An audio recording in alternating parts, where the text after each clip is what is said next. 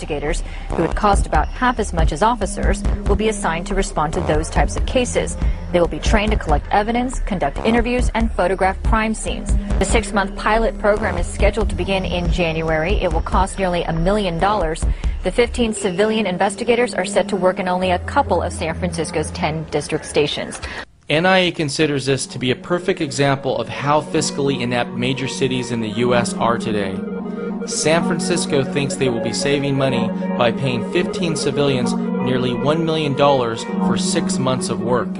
That equals out to about $67,000 per civilian, or over $133,000 per civilian on an annualized basis, and they say this will cut their costs in half? Does this mean that police officers in San Francisco are now being paid $267,000 per year? Not only will this plan make San Francisco's budget an even bigger disaster than it is today, but it will have the unintended consequence of encouraging more burglaries and other forms of theft in the city because no evidence that is collected by civilians is going to hold up in court. NIA has learned about the latest schemes cities are using in a sad and desperate attempt to generate revenue. It is now becoming common practice in major cities that if the police are called to an apartment building for a verbal dispute or other minor incidents, the city building inspector will come along with the police officer. If they find any minor violation, such as a rusted heat vent or a missing crawl space door, they will red tag the building, fine you thousands of dollars, and force you to spend thousands of dollars for a building permit to make the repairs, and require that the landlord get hotel rooms for the tenants until the repairs are made. Even more shocking, the city of Philadelphia is now requiring that any resident who runs an internet blog pay a $300 business privilege license fee. One blogger in Philadelphia, Marilyn Bess, recently received a letter from the city demanding that she pay the $300 business privilege license fee to run her Miss Philly organic blog. Miss Bess is currently unemployed, and this personal blog of hers only earns about $50 per year in income. A countless number of cities and municipalities across the country are now cracking down on garage sales. Many towns now require that you pay for a garage sale permit. Some towns even require you to pay an additional fee for a permit to place each garage sale sign.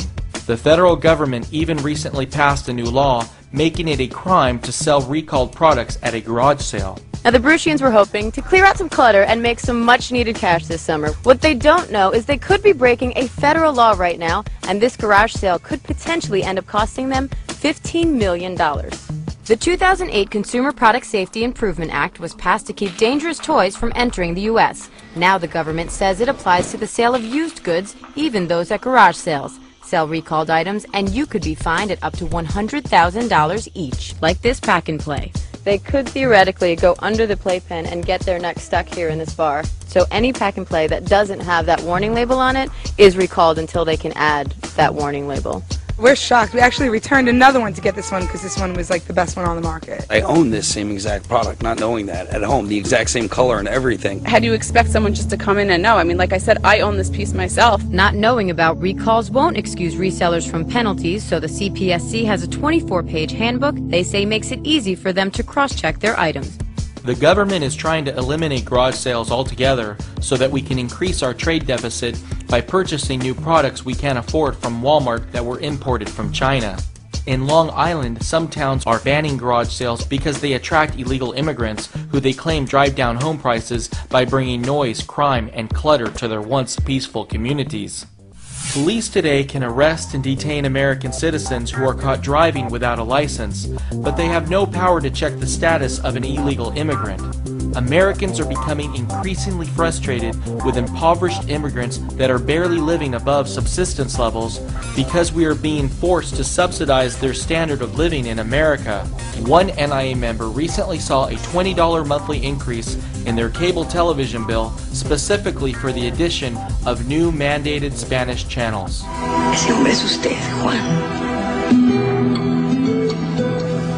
We cannot support them. We don't have the economy. And anybody that believes that they do, invite them over to your house to share your meals every day. Take more money out of your pocket and your family's mouths and give it to them. Everyone loves to be altruistic, but when it comes at a cost where you can't afford it, I'm not going to do it. These illegal immigrants come to the U.S. expecting everything when our country doesn't even have any resources left to take care of its own citizens. The economy's in decline. We don't have the jobs. We have to create 125,000 jobs a month just to stay equal for population growth and new people coming into the workforce. We cannot support people that don't belong here when we can't support our own. Unfortunately, getting rid of illegal immigrants will not solve any of America's fiscal problems. The illegal immigrant issue is mainly being used by the mainstream media as a distraction from the real economic issues. In fact, the underlying fundamentals of our economy are so unsound that we are receiving countless reports from NIA members who know illegal immigrants that are choosing to return to their country of origin. I came here 8 months ago. I cannot find work. I can't earn money. I want to return to my country. Although the federal government says they are making it their top priority to deport illegal immigrants, the truth is they are actually making it a lot tougher for them to leave the country. Instead of ushering illegal immigrants out of the U.S. at the border, the government is wasting money we don't have to process and then formally remove illegal immigrants who wish to leave the country. This has the unintended consequence of encouraging illegal immigrants to stay in this country, because if they left formally and then came back in the future, they risk being prosecuted criminally. Many NIA members who have dual citizenship with other countries are already acting now to get out of harm's way before U.S. hyperinflation and the collapse of society. NIA believes that there are now far greater opportunities to live a happy and successful life in Mexico rather than the U.S. We are constantly hearing from many Mexicans who are enjoying comfortable lives in Mexico with an income as low as $1,500 per month.